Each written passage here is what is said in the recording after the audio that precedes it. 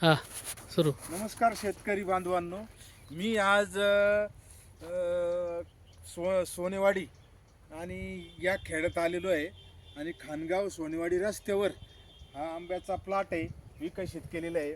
मी याचं काही वैशिष्ट्य सांगतो तुम्हाला. या शेजारी द्राक्षाचा बाग आहे आणि आंबे आहे. साधारणतः 5x10 आंबे लावलेले, 5x10 लक्षात घ्या. आणि या आंब्याचं वैशिष्ट्य असं आहे, हा बारमाही आंबा आहे लक्षात घ्या. आणि या बारमाही आंब्यामध्ये इतकं सुंदर असं नियोजन केलेलं आहे शेतकऱ्यांनी, तण सुद्धा नाही, ड्रिपचं आहे.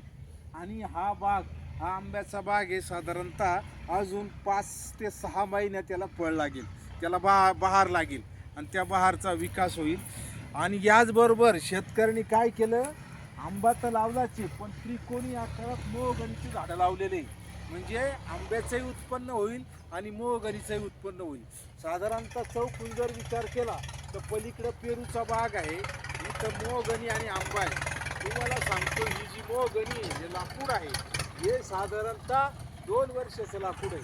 आणि या लाकडामध्ये 2 वर्षानंतर 10 वर्षानंतर याच लाकडाची किंमत ही जास्त होणार आहे. तुम्हाला या ठिकाणी थांबतो. धन्यवाद.